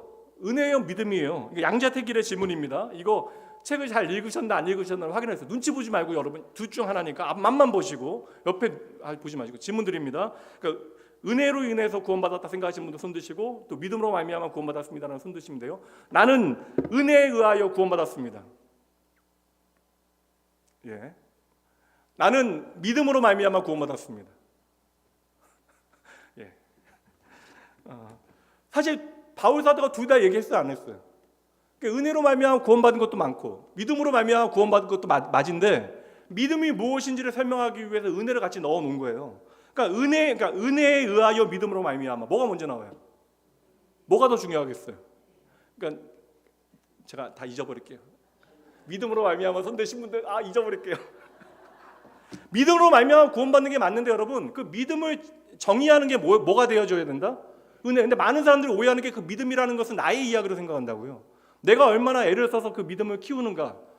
그러니까 믿음이라는 것이 나의 이야기가 되어지지 아니하도록 그 믿음을 정의할 수 있는 단어가 은혜이다. 그래서 이 책에서 가장 중요하게 이야기하는 것은 우리가 믿음으로 말미암아 구원받는 것이 맞긴 한데, 그 믿음으로 말미암아 구원받는다는 것을 다른 말로 바꾸게 되어지면 무엇으로 말미암아 구원받는다? 은혜로 말미암아 구원받는다. 그 믿음을 설명할 수 있는 유일한 단어가 바로 은혜라는 거예요. 그래서 우리가 은혜로 구원받기 때문에, 믿음으로 구원받지만 그것이 그 믿음이 은혜이기 때문에 우리가 믿음으로 구원받는 것, 그 믿음이 우리에게 주어지는 것은 바로 하나님의, 말씀 보세요, 하나님의 뭐라고요? 선물이라. 근데 이거 하나님의 은혜의 선물인데 이거 내가 자랑하면 돼요, 안 돼요? 내가 믿음 좋다라고 이야기하는 거, 그거 여러분 아무 의미 없는 거예요. 바보 같은 일입니다. 믿음은 오직 무엇입니까? 믿음은 무엇입니까? 선물인데 믿음은 뭐라고요? 은혜입니다. 하나님의 은혜입니다. 그래서 하나님께서 우리에게 주신 믿음의 선물, 우리가 예수 그리스도 안에서 이제 구원받은 우리에게 주어진 세 가지 축복. 첫 번째, 우리가 그리스도 안에서 나를 그냥 온전히 받아주신 것. 두 번째, 내가 그리스도 안에서 특별한 존재가 되어진 것. 세 번째, 내가 그리스도 안에서 새로운 믿음의 공동체, 주의 몸된 교회, 구체적으로는 낙원교회에 속하게 되어진 것. 그러니까 믿음으로 구원을 받았다라고 하는 것은 이 구체적인 축복을 내가 누린다라는 것인데, 한번 먼저 따라해 보세요. 믿음은 은혜입니다. 이거 정리하고 넘어가죠. 믿음은 은혜입니다. 그러니까 제가 믿음이 은혜라고 하는 이 정의를 우리가 놓치게 되어지면 나도 모르게, 머리로는 아니라고 이야기하지만 나도 모르게 내 믿음을 자랑하고 의지하게 되어지는 거예요. 그래서 저는 간증은 좋은 일이라고 생각해요. 왜냐하면 간증이 무엇이에요? 내 삶에 하나님이 일하셨습니다라고 하는 고백이잖아요. 그 내 삶에 하나님이 일하신 증거로 내가 간증하게 되어지면 이것은 신앙 고백이 되어지지만, 근데 나도 모르게 인간의 본성이라고 하는 것은 그 이야기를 반복하게 되어지면 그냥 하나님의 은혜를 이야기하면서도 나의 이야기가 많아지게 되어지는 거예요. 그래서 이 믿음이라고 하는 것의 실체는 바로 하나님의 은혜라고 하는 것을 우리가 기억해야 돼요. 그래서 우리가 믿음으로 구원을 얻습니다라는 것은 오직 하나님의 은혜로 우리가 구원을 얻습니다라고 하는 것으로 우리가 이미 이해를 해야 되는 거예요. 그래서 이 믿음과 은혜의 관계를 우리가 잘 정리를 해내야 합니다. 근데 우리가 보통 말씀드린 대로 은혜라고 하면 은혜 받았다라고 이야기할 때 특정한 경험들을 생각하게 되어지잖아요. 어떤 감정적인 변화를 떠올리게 되어집니다. 그러니까 예배에 내가 드릴 때 감동받았다, 찬양하고 기도하다가 눈물을 흘리면 내가 오늘 은혜 받았다. 그러니까 내가 예배 드리면서 말씀에 감동받고 찬양하고 기도할 때 눈물을 흘리게 되어지고, 이거 은혜 받은 거예요, 안 받은 거예요? 대답하세요. 은혜 받은 거예요, 안 받은 거예요? 받은 거죠. 자신 있게 대답하세요. 틀린다고 뭐 여러분 문제되는 거 아니니까. 이거 여러분, 우리가 이렇게 감정적인 변화, 우리가 예배나 뭐 기도나 찬양에 참여하면서 감정적인 어떠한 변화를 경험하게 되어지는 거, 이거 은혜 받은 거예요. 근데 우리가 엄밀히 생각해 보면 우리의 삶의 모든 것이 하나님의 은혜인 것은 분명하죠. 우리의 신앙생활이라고 하는 것은 내 삶의 많은 영역에서 하나님의 은혜의 증거들을 우리는 발견하며 살아가는 거예요. 근데 저는 그러니까 편하게 여러분 설명드릴게요. 이러한 것들, 감정의 변화들은 은혜의 그냥 변두리, 그러니까 주인의 상에서 떨어지는 부스러기와 같은 은혜들이고, 은혜의 핵심이 있다라는 거예요. 이 은혜의 핵심은 우리가 놓치지 말아야 된다. 우리에게 하나님께 주신 은혜의 핵심은 무엇이에요? 우리에게 값없이 주신 한 분, 예수 그리스도. 예수 그리스도가 바로 은혜의 핵심이 되어지는 거예요. 오늘 내가 감당할 수 없는 하나님의 은혜는 죄로 말미암아, 하나님을 반역하여 죄로 말미암아 죽을 수밖에 없는, 구원의 어떠한 자격도 가능성도 없는 저와 여러분을 예수 그리스도의 죽으심과 부활을 통하여 하나님의 공동체 안으로 불러주신 것, 그 예수 그리스도를 우리에게 주신 것이 은혜의 가장 중요한 본질이 되어지는 것입니다. 그래서 여러분, 은혜라고 하는 단어를 정의할 때, 물론 은혜의 영역은 너무나 당연하지만 모든 은혜의 가장 중요한 중심에는 누가 계셔야 돼요? 은혜의 한 복판에는 언제나 예수 그리스도께서 계셔야 한다. 그래서 여러분, 내가 은혜를 이야기할 때 그것을 그냥 감정의 카타르시스나 어떠한 변화로 뭐 닭살 돋는 것으로 이야기하시면 안 돼요. 예. 이게 저도 이렇게 가끔 닭살 돋았다라는 이야기 들어본 적이 있어서, 그래서 우리가 은혜를 경험했다, 은혜 받았다라는 이야기를 할 때에는 그 은혜의 중심에 예수 그리스도가 계신가를 반드시 우리가 확인해 봐야 합니다. 이게 은혜에 대한 중요한 부분이고요. 제가 믿음은 하나님의 선물이다라고 이야기했는데, 잘 보세요. 이제 믿음을 설명드리려고 하는 거예요. 이게 많이 오해하시는 분들이, 제가 이제 다른 교단에 있는 목사님들과 기관에서 일할 때 침례교 목사님이나 하물며 이제 여러 교단 목사님들, 감리교 목사님하고도 한참 이야기를 해봤는데, 이제 이야기하다 보면 조금 다른 신학적인 견해들이 있긴 해요. 근데 결국에는 제가 만나게 되어진 어떤 공통의 부분들이 있다. 근데 믿음이 하나님의 선물이다라고 이야기할 때 여러분, 이건 관계, 선물이라고 하는 단어는 관계를 전제하는 거잖아요. 선물이라는 단어 자체가 주는, 물론 뭐 내가 나에게 선물 줬다라고 하는 분들도 그래서 있긴 한데, 내가 나에게 줘도 주는 사람과 받는 사람이 분명하게 있는 거예요. 그러면 이 선물이라는 단어는 관계가 전제되어져야 합니다. 그러니까 우리가 장로교 신학의 가장 중요한 하나님의 주권이라고 하는 것을 오해하면 어떤 숙명론이나 운명론으로 이야기해요. 내가 가만히 마음대로 살아가도 그냥 하나님의 뜻대로 내 삶은 그냥 그렇게 돌아가겠지. 이게 하나님의 주권에 대한 크나큰 오해가 되어지는 거예요. 그러니까 여러분, 선물은 주는 사람이 있으면 반드시 어렵나? 받는 사람이 있죠. 그러니까 주는 사람의 선물이 가장 의미 있어지는 순간이 언제겠어요?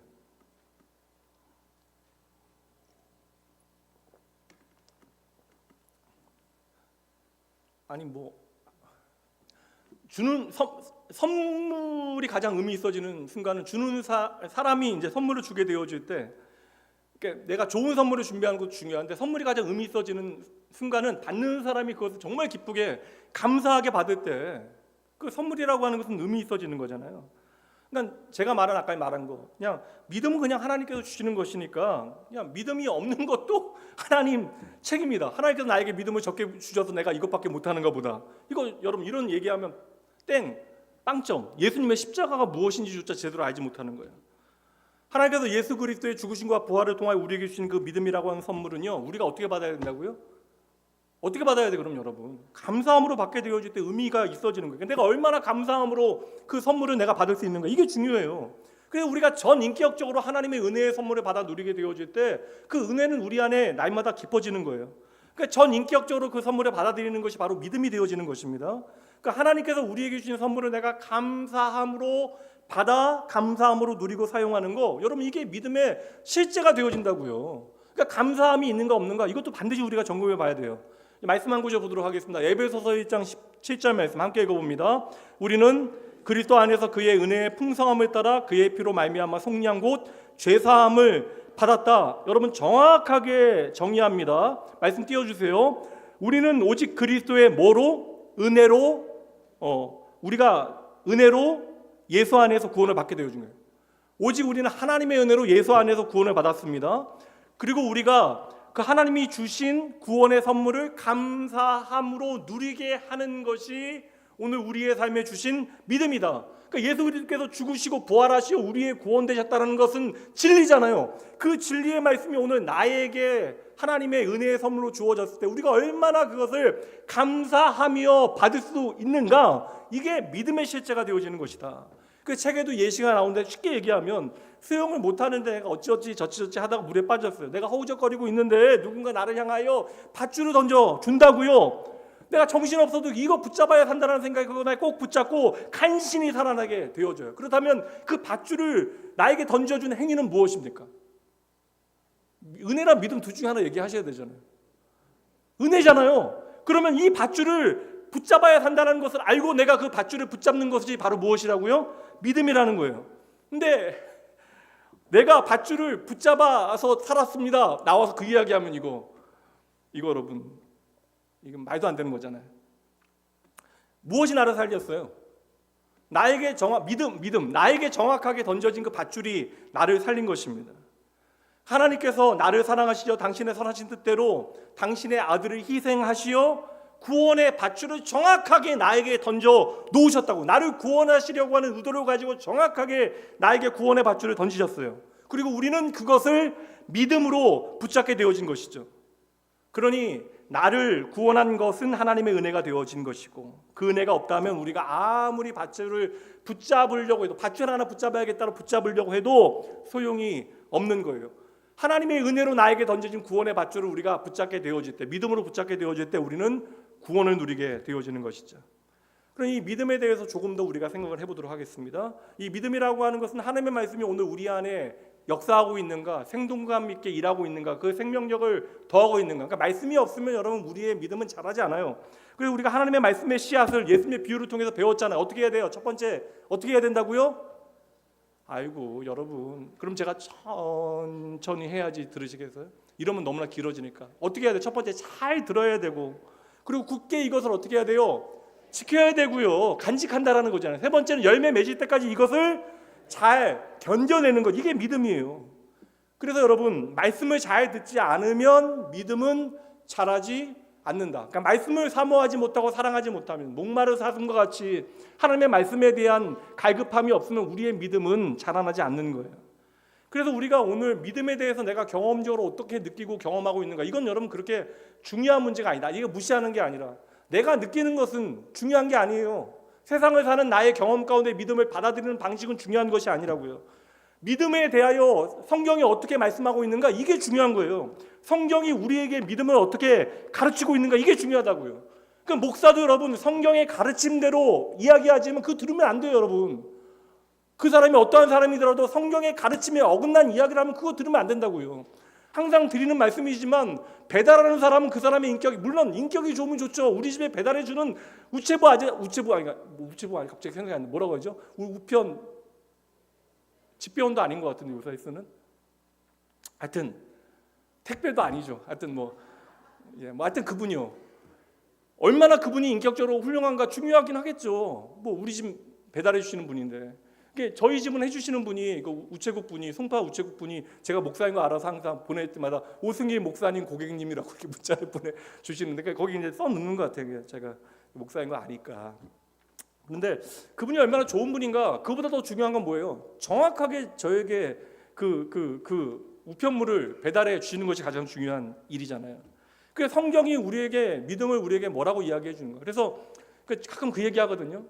가끔 보면 잘못된 교단이나 쉽게 하면, 여러분 저는 경험해서 알아요. 미국에 전 솔트레이크도 다녀왔고 그 몰몬 사람들하고도 오랫동안 이야기해봤고.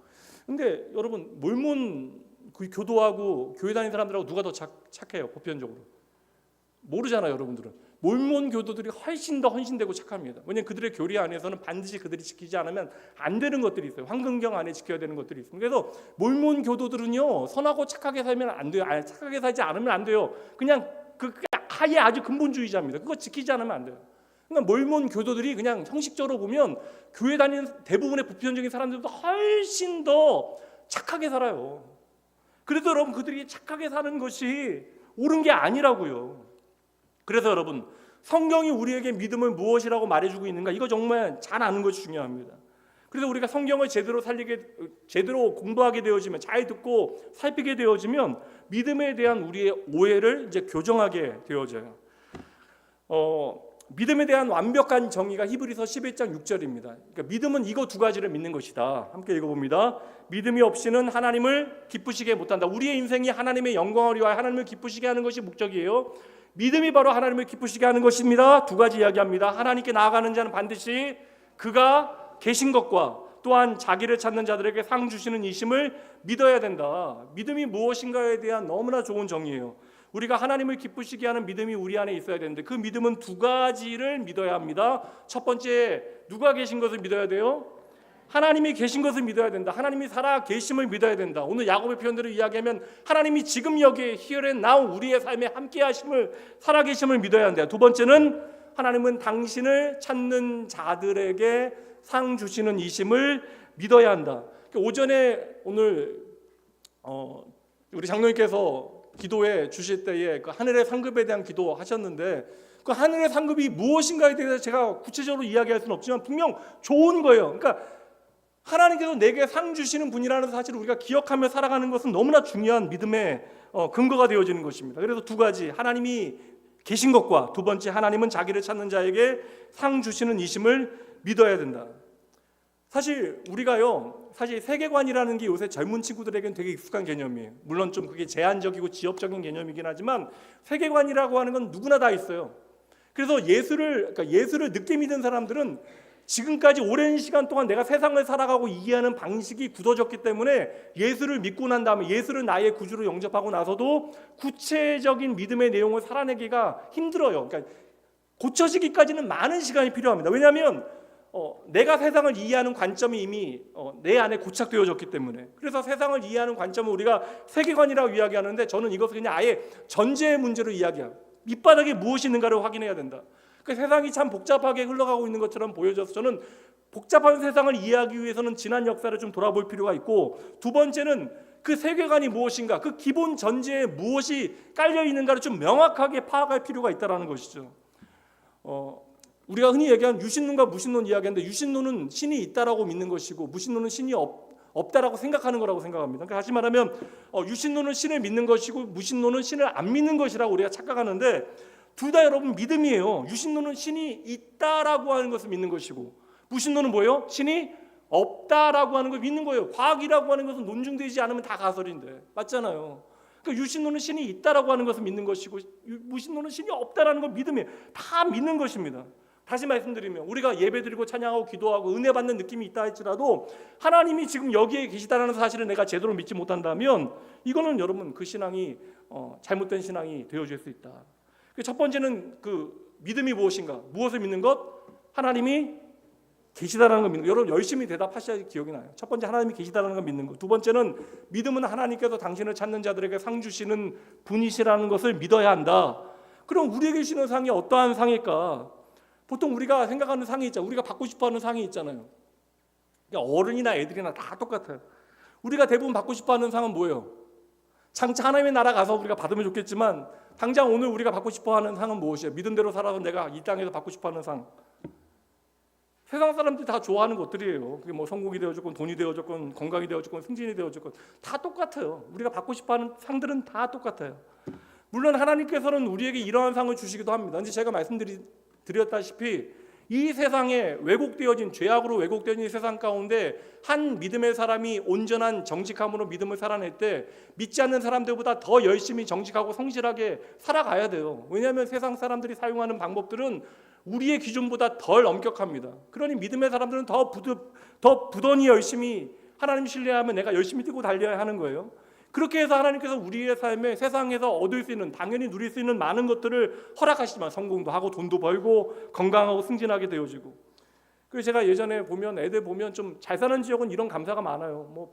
제가 2000년 초반인데도 해외여행 방학 되면 강남에 아이들 다 가고 그냥 가서 해외 가서, 그리고 다른 지역 아이들은 막 배낭 메고 다니고 유스 호스텔 가는데 호텔 가서 막 자고 막 그런 것들 보고 하나님 감사합니다. 그런 고백하면 물론 감사하긴 하지만 저는 그런 삶을 누려보지 못해서 그런지 그런 것 정도로만 하나님의 은혜에 감사할 수 있는 것에 대하여 물론 그것조차도 감사하지 않는 사람들이 있어서 당연한 어찌 보면 좋은 것일 수 있다 여겨지겠지만 저는 이게 하나님의 상의 전부는 분명 아닐 것이다. 왜냐하면 이 땅을 살아가는 많은 믿음의 사람들, 신실한 사람들 가운데서는 그러니까 평균 이하의 보편적으로 누릴 수 있는 것들 이하의 때로는 어려움들을 경험하는 사람들도 많이 있는 것이 사실이니까.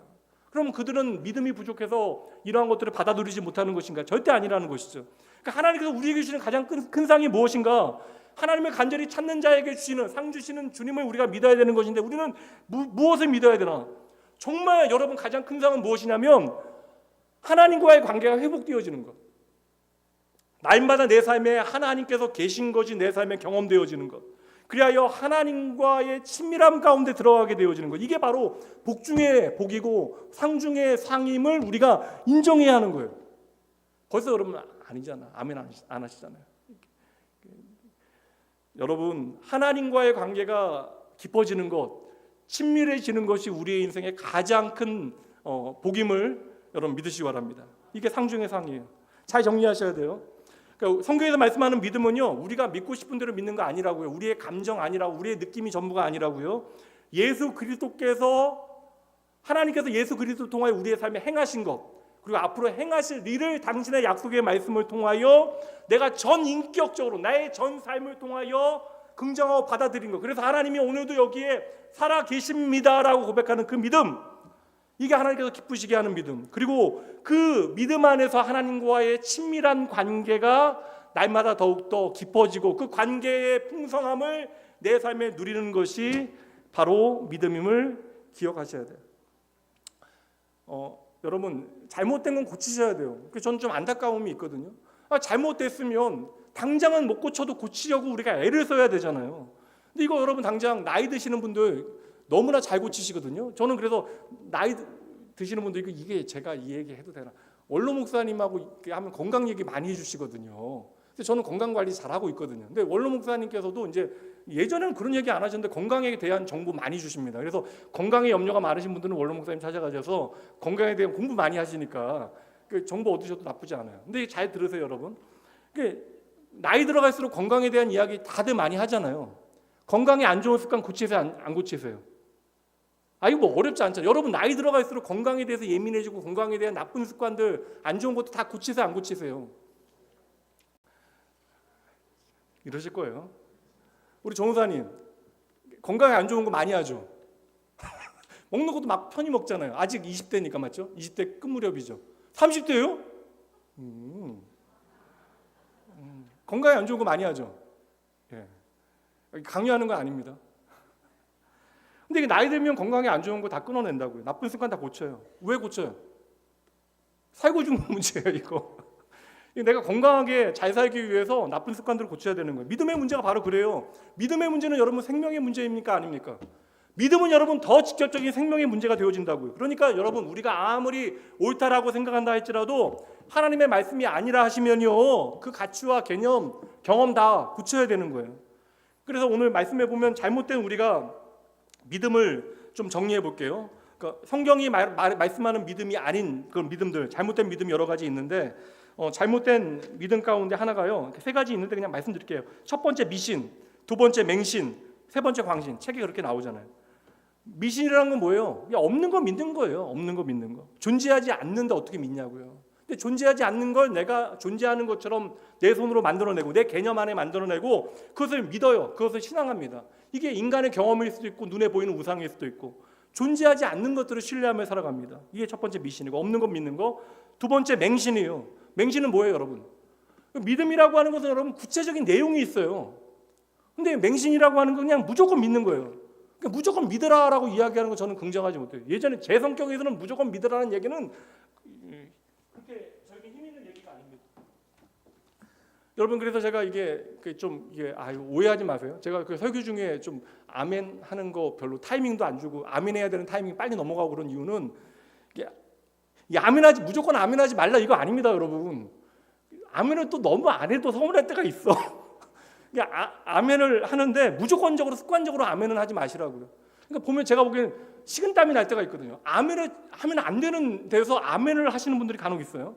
그러면 뭐 집중을 안 하셨을 가능성이 있고, 두 번째는 집중을 하셨지만 내가 말끝마다 아멘하는 것이 습관이, 제가 지방에 있는 교회에서 한번 설교를 하는데 너무 이상한 게 청년들이 한 문장 끝날 때마다 계속 아멘해서 제가 부탁을 했어요. 그만하라고.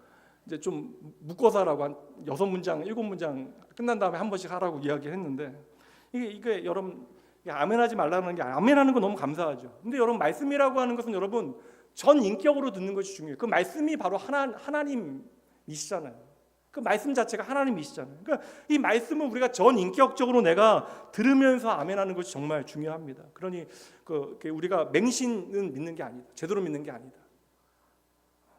그 광신은 뭐예요? 광신이라는 게, 그러니까 쉽게 얘기하면 사실 광신은 제멋대로 믿는 거예요. 자기 마음대로 믿는 거, 내가 믿고 싶은 대로 믿는 거, 이게 광신이죠. 말씀은 내 마음대로 받아들이는 거, 모든 해석의 기준이 내가 되어지는 거, 이거 그러면 광신이에요. 그래서 성경이 진정 우리에게 교훈하고 있는 믿음이라고 하는 것은 여러분 확신이에요. 확신은 사실이 있어야 돼요. 그러니까 사실을 근거하여 믿는 것이 믿음입니다. 그러니까 그러니까 진리를 내가 믿는 것이 바로 믿음이 되어진다는 거예요. 그래서 그 진리에 근거하여 내가 그 진리를 받아들이는 것이 믿음이 되어진다. 사도행전 17장 11절 말씀 함께 읽어봅니다. 베레아에 있는 사람들은 데살로니가에 있는 사람들보다 더 너그러워서 간절한 마음으로 말씀을 받고 이것이 그러한가 하여 날마다 성경을 상고하였다. 그러니까 여러분, 이게 저는 이거 깨달은 다음에 아예 마음이 편해졌거든요. 제 마음에 신앙생활 하다 보면 의심이 생길 때 있어요, 없어요? 저만 믿음이 없어요? 저는 목사인데도 가끔씩 의문이 되거나 좀 의심이 되어질 때가 있습니다. 때로는 정말 그런가? 라는 생각이 들 때가 있는데, 예전에는 그런 마음 갖는 것 자체가 제가 불신앙이라고 생각했는데 이제는 걱정 안 해요. 왜냐하면 하나님은요, 나의 모든 의심과 나의 불안과 나의 근심과 나의 어떠한 의문에 대해서 충분히 답해 주실 수 있는 분이다. 그러니까 하나님은 충분히 나의 모든 의심과 근심과 의문에 대하여 답하실 수 있는 분이기 때문에 이거 제가 하나님 앞에 묻는 것에 대한 주저함이 이제 없어졌어요. 그래서 이게 시간이 조금 걸리긴 하겠지만 제 안에 궁금한 거, 풀리지 않는 숙제들을 하나님께서 반드시 풀어주실 것이라는 확신이 있기 때문에 그 진리의 약속의 말씀 붙들고 그냥 하나님 앞에 나아가는 게 저에게 별로 불편하지 않아요. 그래서 내가 간절한 마음으로 말씀을 받게 되어지면 그 말씀에 대해서 우리가 고민하게 되어지는데, 그 말씀을 통해서 내가 날마다 그 말씀을 살펴서 그 말씀이 정말 그러한가를 확인하는 것은 우리의 믿음에 있어서 너무나 중요한 일이다. 그래서 우리가 미신이나 맹신이나 광신 말고 열린 마음과 간절한 마음으로 말씀을 잘 듣고 그것을 우리의 삶의 자리에서 확인하는 작업이 우리의 믿음을 위해서 필요하다는 것이죠. 여러분, 이런 거 생각하지 마세요. 간혹 이제 이런 생각하시는 분들이 계시는데, 내가 믿음이 부족해서 병에 걸렸다.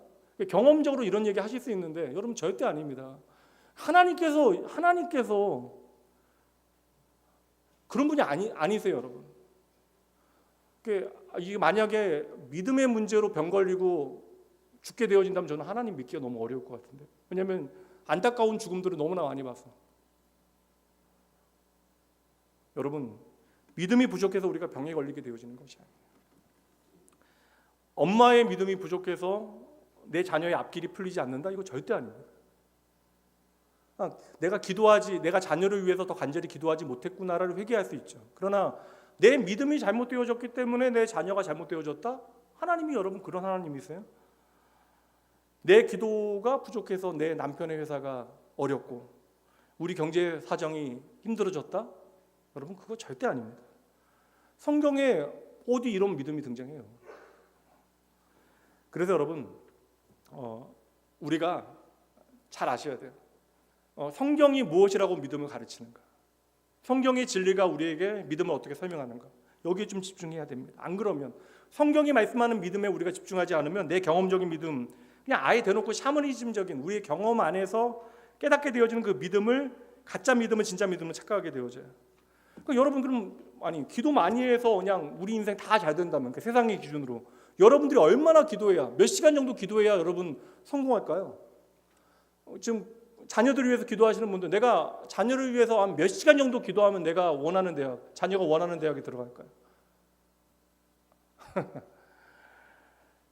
여러분 기독교의 진리 안에 지성이면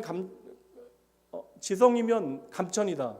이게 이 원리가 적용될 수 있어요? 기독교 원리 안에? 여러분 아니라고요. 근데 많은 열심히 있는 성도들에게 아직도 이러한 믿음이 통용되어져요. 잘못된 믿음이. 그래서 여기 안에 약 먹는 얘기 나오잖아요. 두통이 심한데 내가 머리가 너무나 아픈데 약을 먹어. 근데 그 약을 소화제를 먹는다고요. 근데 소화제를 먹으면 물론 간혹 가다가 이건 뭐 위약 효과가 있어서 그냥 뭐 소화제를 먹어도 두통이 나을 수도 있지만 정말 깨지듯하게 너무나 괴로운 두통이 있을 때 여러분 아주 잘 듣는 소화제 먹으면 나아요, 여러분? 여러분 믿음으로 복용하면 나을까요? 네? 여러분 오해하지 마세요. 내가 강하게 믿는다라고 해서 이루어지는 것이 아니에요. 믿음은요 사실을 믿는 거예요. 진리를 믿는 것입니다. 그러니까 하나님의 진리가 아닌데 하나님의 뜻이 아닌데 내가 강하게 믿는다라고 해서 하나님은 응답하시는 것이 아니라고요. 다른 사람들이 오해하는데 지성이면 감천이다. 내가 간절히 하나님 앞에 부르짖어 기도하면 하나님께서 당신의 뜻을 꺾으실 것이다. 바꾸실 것이다. 아닙니다. 믿음이라고 하는 것은 하나님의 은혜에 대한 우리의 반응이 되어지는 거예요.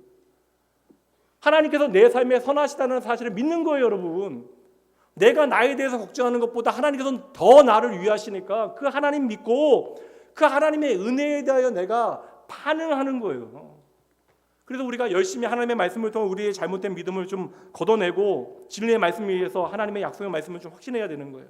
그래서 우리는 이 믿음의 과정을 통해서 내 마음의 소원들이 그러니까 뭐든지 우리가 하나님 앞에 기도할 수 있어요. 무엇이든지 나의 아버지께 기도할 수 있지만 내가 하나님의 말씀을 통하여 믿음이 무엇인지를 이해하고 깨달아서 나의 모든 소원이 하나님의 뜻에 맞게 조정되어지고 성숙해 가는 것이 우리의 신앙생활의 과정이 되어져야 하는 것입니다. 그래서 여러분 따라해 보세요. 함께 읽어봅니다. 시작. 믿음은 하나님이 하신 일을 진심으로 받아들이는 것입니다. 그래서 여러분 신앙 고백이 우리에게 너무나 중요해요. 이제 마지막 질문, 마지막 주제 넘어갈게요. 오늘 좀 내용이 길긴 하지만 중요한 내용들이니까 오늘 내용 다음에는 이제 하나님과의 관계에 대한 내용이에요. 그리스도 안에서 우리의 삶에 일어난 일들에 대해서 오늘로 마무리하고 다음번부터는 이제 주가 동안 하나님과의 관계에 대한 이야기를 하게 되어집니다.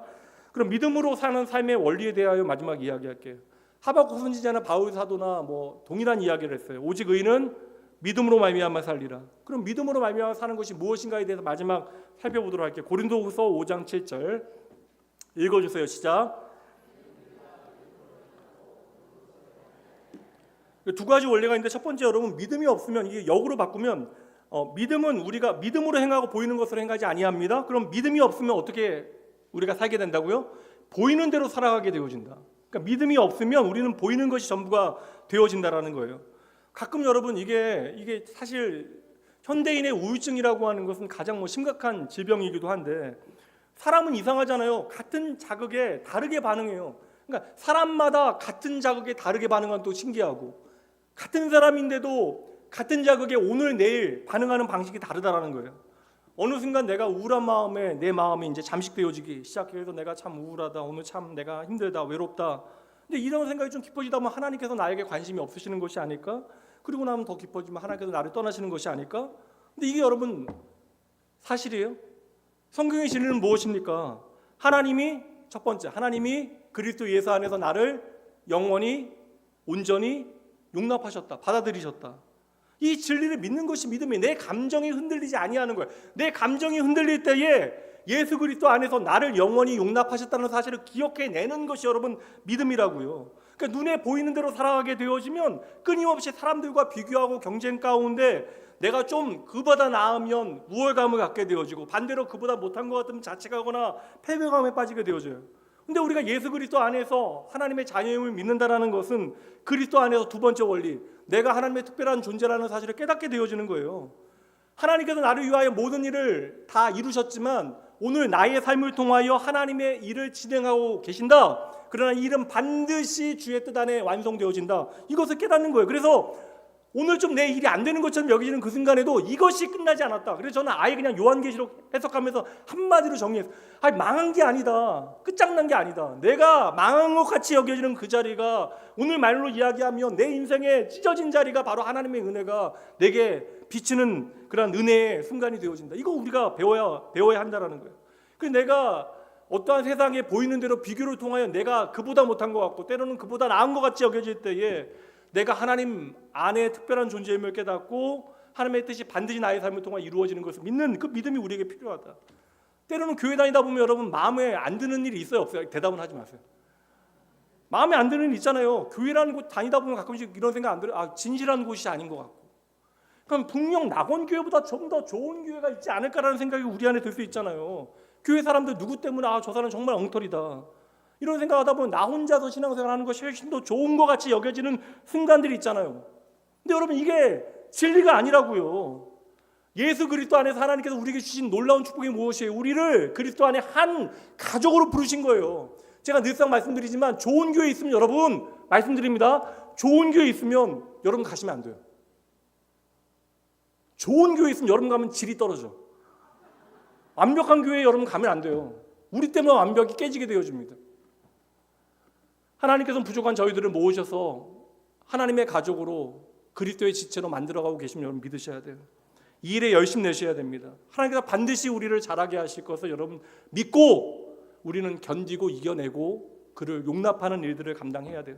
교회 안에 여러분 당연히 여러분 마음 상하고 상처받는 일들 있습니다. 아, 저라고 여러분 상처 안 받겠냐고요. 나온교회 너무나 좋은 교회이지만 저도 나온교회에서 목사 사역하면서 염려되는 부분들도 있고 상처받게 되어지는 순간들도 있습니다.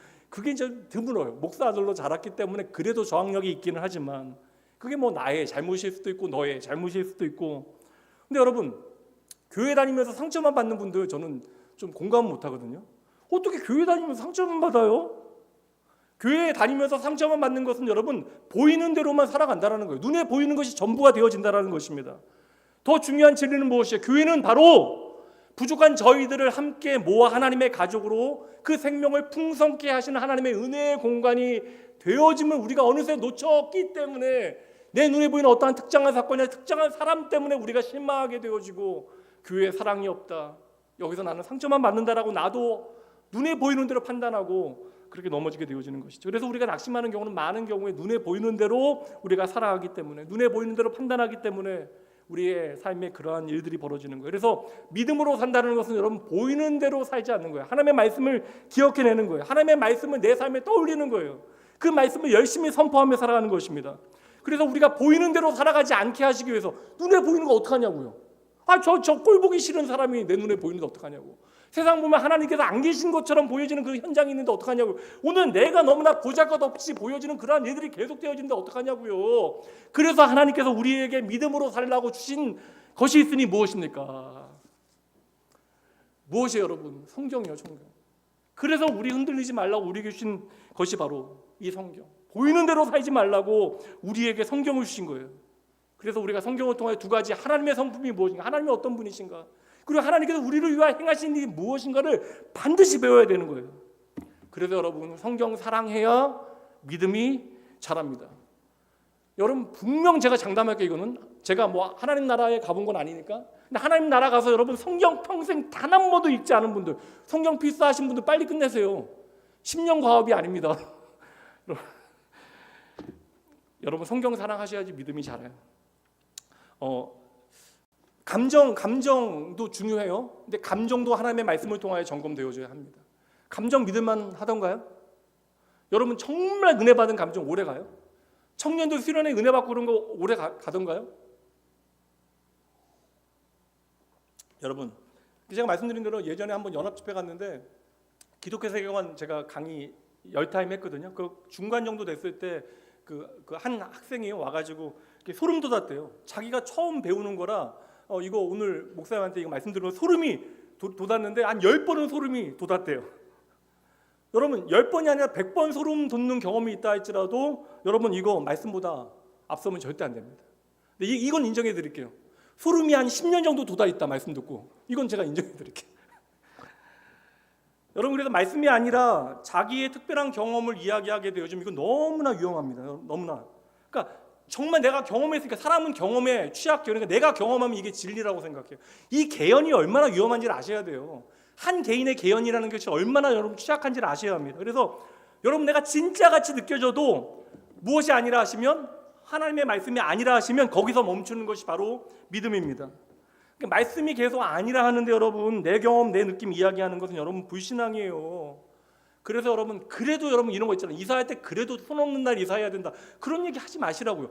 손 있는 날 이사하세요. 이사값 싸고 분주하지 않아서 깨지지도 않고 관리도 잘해주고. 그러니까 저는 계속 손 있는 날, 그러니까 비싼 날은 이사해 본 적이 없어요.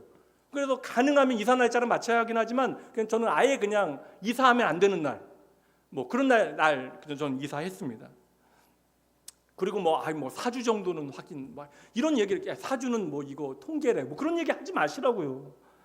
그리고 여러분 기도에 능력 있는 권사님 어디 계시다더라, 이런 얘기 하지 마시라고요. 이게 성경에 어디 나와요 그런 내용들이 여러분. 그래서 오늘 얘기 나온 게 뭐 여기 이제 좀 더 얘기하면 길어질 것 같아서 이게 사실 내용이 길긴 한데 중간에 설명하다 보니까 보세요 여러분. 믿음이라고 하는 게 우리가 믿음이 가장 중요한데 믿음 그 앞에 무엇이 이끌어야 돼요?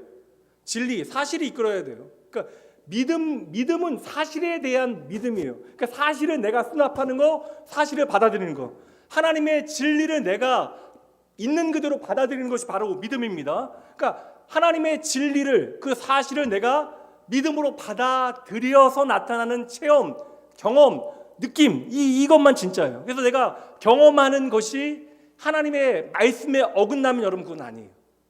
그러니까 하나님께서 우리를 만나시는 방법은 많아요. 여러분들이 정말 너무나 하나님께서 말씀하셔도 말씀 안 듣고 마음대로 살면 여러분 집에 갔을 때 강아지가 야 너 신앙생활 잘해라라고 이야기할 수도 있어. 뭐 그럴 수도 있죠. 하나님의 역사의 방법은 다양하니까.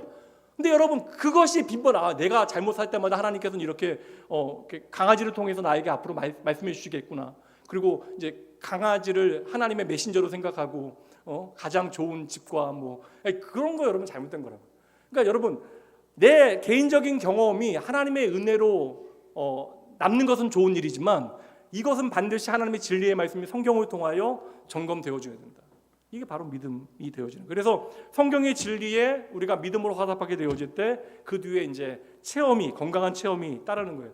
근데 이거 사실 그래서 모태신앙인 분들 가끔 보면 이렇게 자연스럽게 예수를 믿은 회심의 경험이 분명하지 않은 모태신앙인 분들이 계시거든요. 오래 예수 믿은 사람들, 어릴 때부터 교회 다니는 사람들. 그래서 내가 정말 울면서 기도해 본 적이 없는 사람이 있을 수 있어요. 박상현 집사님, 한번 진짜 진심으로 내가 죄인임을 회개하면서 그냥 펑펑 울어서 기도해 본 적 있어? 있어요? 죄송해요 집사님. 그렇게 해본 적 있으세요? 있어요? 있어요. 그러면 질문을 잘못했는데 제가 믿음이 부족했네요. 근데 많은 사람들이 그런 경험이 없는 사람들이 있거든요. 근데 저는요 그런 경험이 없어도 예수 믿을 수 있다. 그러니까 진리의 말씀은 내가 인정하는 거예요. 그러니까 예수 그리스도께서 나를 위하여 죽으시고 부활하시면 믿으면 이게 구원받게 되어지는 것입니다. 그래서 뭐 C.S. 루이스나 존 스토트 같은 목사님들은 그렇게 울고불고 울면서 나의 죄를 회개하는 그런 회심의 경험이 없었다라고 이야기해요. 근데 여러분 그렇게 그런 감정적인 변화가 체험되어지지 않더라도 우리는 예수를 구주로 영접할 수 있는데, 물론은 그렇게 예수를 구주로 영접하게 되어진 우리의 삶에 은혜의 눈물이 있을 수는 있죠. 그러나 그런 경험이 없다라고 해서 우리가 구원받지 못한 것은 아니다. 믿음이라고 하는 것은 우리의 감정적인 경험이 아니라 바로 무엇을 믿느냐가 바로 핵심이 되어지는 것입니다. 그래서 제가 거듭 말씀드리지만 우리의 삶에 다양하게 하나님을 경험할 수 있지만 그 경험을 여러분 신뢰하시면 절대 안 됩니다. 그래서 그 경험, 체험, 느낌이 여러분의 믿음을 이끌게 되어지면 안 돼요. 그래서 제가 조심스럽게 말씀드리지만 체험을 강조하는 특정한 집회들은 좀 위험할 수 있다. 그 자리에서 은혜를 경험해도 말씀으로 돌아와서 말씀을 통해서 우리의 신앙의 그런 기본이 무엇인지 열심히 점검하셔야 된다. 그래서 우리가 가장 중요한 것은 하나님의 진리를, 그 사실을 믿음으로 받아들이게 되어질 때 그 개별적인 다양한 체험의 이야기가 우리 안에 하나님의 일하심으로 나타날 수 있습니다. 함께 읽어봅니다. 함께 있습니다. 시작. 체험은 하나님의 선물이지만 그 체험은 진리를 뒤따를 때 정돈되어지고 풍성해집니다. 그래서 이러한 믿음의 원리를 가지고 여러분, 그래서 저는 가장 중요한 것이 기도를 좀 제대로 하려면 하나님의 진리의 말씀을 붙들고 하나님의 약속의 말씀을 붙들고 기도하는 것이 가장 확실하다. 그 다음 마지막 내용은 믿음의 의미를 밝히는 내용인데, 쉽게 얘기하면 하나님께서 우리를 위하여 하신 일과 앞으로 하실 일을 약속을 통해서 믿는 거예요. 그리고 그것을 하나님 앞에 선포하는 것입니다. 하나님 이렇게 말씀하셨잖아요. 하나님 앞에 내가 그 믿음의 내용을 가지고 주장하는 것, 그 믿음의 내용을 가지고 내 삶에 주장하는 것, 그리고 그 약속의 말씀을 믿고 그 축복을 내가 내 삶의 자리에서 풍성히 누리는 것, 이게 중요하다는 거예요. 그러니까 내가 낭망하게 되어질 때 낭망하지 말아라, 내가 너와 함께 한다, 나의 소망이 너를 붙든다라고 하는 약속의 말씀을 붙들고 하나님 앞에 선포하는 거예요. 하나님 이렇게 약속하셨으니 이 말씀 붙들고 이 낭망되어질 수밖에 없는 상황 가운데, 절망되어질 수밖에 없는 상황 가운데 내 인생이 이렇게 찢어졌지만 내 삶에 하나님께서 은혜의 빛을 비추실 것을 믿고 내가 하나님 앞에 나아가겠습니다. 하나님 앞에 그 약속의 말씀 붙들고 기도하는 거예요. 두 번째, 그 약속의 말씀 붙들고 나를 향하여 주장하는 것입니다. 내가 오늘 너무나 힘들어, 너무 지쳐있어. 그러나 하나님의 약속의 말씀이 있으니 내가 하나님께 소망을 두겠습니다. 주님과 내가 함께하는 내가 더 이상 여기서 넘어져 있을 수 없지. 다시 한번 힘을 내보자. 하나님께서 그 말씀대로 우리의 삶을 인도하실 거야. 내가 그 말씀 붙들고 내 자신에게 주장하는 거예요. 그렇게 하나님의 약속하신 말씀이 내 삶의 중심에 놓이게 되어질 때 우리는 하나님의 약속하신 그 축복을 나의 삶에 구체적인 내용으로 이제 꺼내쓸 수 있게 되어지는 것이죠. 그래서 여러분, 이거 예수님 말씀에 어리석은 부자, 돈에 생명이 있다라고 믿은 어리석은 부자도 어리석은 부자이지만, 지난주 말씀드렸잖아요. 이거 이렇게 가난하게 극빈하게 살다가 죽은 미국의 그 할아버지, 집에 금괴가 발견됐는데, 그 침대 밑으로 금괴가 발견됐는데, 이거 여러분, 이게 돈에서 생명이 난다라고 믿는 사람도 어리석은 사람이지만 집에 금괴가 있음에도 불구하고 그것을 모르고 죽어갔던 그 노인도 어리석은 인생이었죠. 하나님께서 예수 그리스도 안에서 우리에게 엄청난 축복을 주셨는데 그 축복 다 잊어버리고 근심하고 걱정하고 불평하고 원망하는 것이 우리의 삶의 전부라면, 이것은 여러분 하나님의 은혜 가운데 머무는 믿음으로 사는 그리스도인의 현실은 아닙니다. 그러니 여러분, 정리합니다. 예수 그리스도 안에서 풍성한 은혜의 삶을 사셔야 돼요. 함께 읽어봅니다. 그리스도 안에 있는, 함께 읽습니다. 시작. 그리스도 안에 있는 새로운 피조물로서 누릴 수 있는 축복들을 하나님은 내가 풍성하게 누리기를 원하십니다. 여러분, 내가 누려봐야 여러분 좋은 사역자가 되어질 수 있어요. 그 교사들도 마찬가지예요. 그래서 제가 요청드리는 것은 교사들 예배 안 드리는 교사들 절대 안 됩니다. 사역자들 여러분, 예배의 자리 사모하지 않는 사역자들 위험해요. 기능을 잘하시는 것도 감사하긴 한데 여러분, 예배를 사모하고 하나님의 말씀을 사모하는 우리 교사들, 사역자들 되셔야 돼요. 내가 먼저 하나님의 풍성한 축복을 나의 것으로 누리셔야 좋은 사역자 되어질 수 있어요. 이거 안 되면 주의 몸된 교회를 우리가 건강하게 세워나갈 수 없는 것입니다. 예수님께서 말씀하셨잖아요. 내가 이 땅에 온 것은 양으로 하여금 생명을 얻고 더 풍성히 얻게 하는 것이 목적이다. 이미 예수 그리스도 안에서 내가 생명을 얻게 되어진 거 믿으시죠? 그 다음에 이제 우리가 믿음으로 해야 되는 것은 무엇입니까? 이 땅 가운데 그 생명을 더욱더 풍성히 내 삶에 얻어내는 거예요.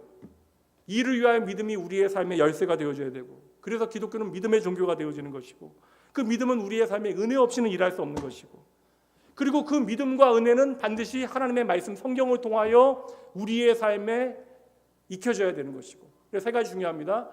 믿음, 은혜, 성경. 이거 믿음, 은혜, 성경, 여러분 종교 개혁자들의 세 가지 모토예요. 그래서 솔라 피데 오직 믿음, 솔라 그라티아 오직 은혜, 솔라 스크립투라 오직 성경, 이 세 가지를 가지고 하나님의 교회가 건강해질 수 있도록 종교 개혁자들은 자신의 삶을 바쳐 일했던 것이에요. 하나님의 거룩한 몸된 교회를 섬기는 직분자들로 또 임직자들을 여러분 하나님께서 부르셨으니 풍성한 삶의 기초를 놓는 예수 그리스도의 복음을 좀 잘 배워서 하나님께서 이미 주신 은혜 내가 깨닫고 오늘 주시는 은혜 내가 오늘 붙들고 또한 내게 허락하실 하나님의 은혜, 앞으로 주실 은혜의 실체를 하나하나 제대로 깨달아서 여러분의 평생에 신앙생활하면서 하나님의 축복을 풍성히 누리는 여러분 되시길 주님의 이름으로 축복합니다. 책 잘 읽으신 분들은 알죠? 끝났어요. 좀 시간이 지나긴 했지만 제가 가능하면 1시간 10분 안에 마치려고 했는데 조금 10분 정도 더 늦어졌어요. 팀별로 좀 나눠주시고요. 잠깐 기도하고 오늘 마치도록 하겠습니다. 여러분 살아가시는 인생의 세월 동안 주의 축복을 풍성히 누리시는 여러분 되셔야 됩니다. 기도할게요. 다음 주 숙제 꼭 해오시고요. 하나님 아버지 은혜를 감사합니다. 주의 몸된 교회를 세워가시는 하나님의 열심에 감사하고 또 하나님의 그 열심에 합당하지 못한 저희도 너무나 부끄럽습니다. 예수로 나의 구주 삼고 성령과 피로 거듭난 인생임에도 불구하고 무지와 불신 가운데 이처럼 놀라운 주의 축복으로의 부르심 다 외면하고 그리스도인으로 살아가는 그 영광과 기쁨을 저희도 놓치고 살아갑니다. 아버지, 주의 몸된 교회를 제대로 이해하고 섬기기 위하여 저희에게 귀한 직분 맡기셨으니 이 모든 임직의 과정을 통하여 무엇보다 교회를 향하신 하나님 아버지의 마음 배우게 하시고 저희들 한몸 되어 함께 주의 몸된 교회로 지어져가는 은혜 있게 하여 주시옵소서. 낙원의 모든 가족들과 직분자들이 세월이 흐르면 흐를수록 5년이 지나고 10년이 지난 후에 하나님께서 우리에게 주신 축복을 더 풍성히 누리는 멋지고 매력 있는 그리스도인으로 저희들 자라나게 하여 주시옵소서. 앞으로 3개월간 말씀과 기도로 저희들 잘 훈련받게 하시어 예수의 복음으로 내게 주신 생명을 더욱더 풍성히 하여 주시되 하나님의 선하신 뜻을 분별하고 주의 몸된 교회를 행복하게 섬기는 귀한 직분자로 잘 준비되게 하여 주시옵소서. 이 시간 주님 앞에 드려진 귀한 소원의 예물이 있사오니 하나님께 받으시고 하나님의 영광 위하여 그 생명 위하여 사용하여 주시옵소서.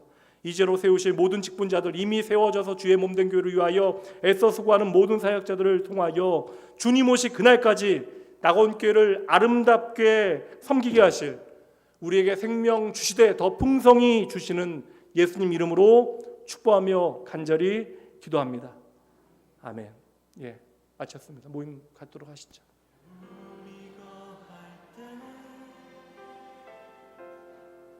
주님 나를